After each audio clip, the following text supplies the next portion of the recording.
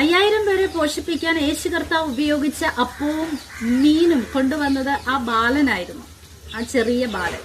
അത് കൊടുത്തു വിട്ടത് ചിലപ്പോൾ അവന്റെ അമ്മയായിരിക്കാനാണ് സാധ്യത. കാനാവിലെ കല്യാണത്തിന് വെള്ളം വീഞ്ഞാക്കിയത് മുതൽ ഒരുപാട് അത്ഭുതങ്ങൾ യേശു കർത്താവ് ചെയ്തിട്ടുണ്ട്. ആ യേശുവിന്റെ ഉപദേശം കേൾക്കാനാണ് ആ കുഞ്ഞു പോകുന്നത്.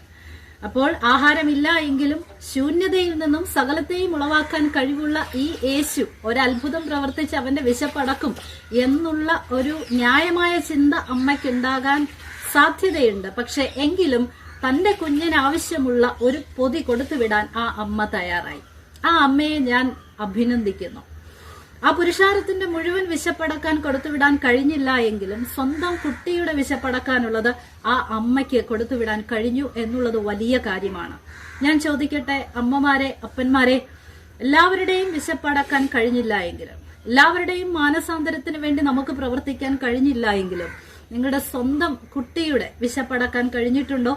അല്പസമയം ആ കുട്ടിക്ക് വേണ്ടി പ്രാർത്ഥിക്കാനോ ഉപവസിക്കാനോ ആ കുഞ്ഞിന് വചനം പറഞ്ഞു കൊടുക്കാനോ നിങ്ങൾക്ക് കഴിയുന്നുണ്ടോ? എല്ലാവരെയും ഒന്നും നന്നാക്കാൻ കഴിഞ്ഞില്ല എങ്കിലും നിങ്ങളുടെ കുട്ടിയുടെ വിശപ്പടക്കാനുള്ളത് നിങ്ങളുടെ കയ്യിലുണ്ടാകണം.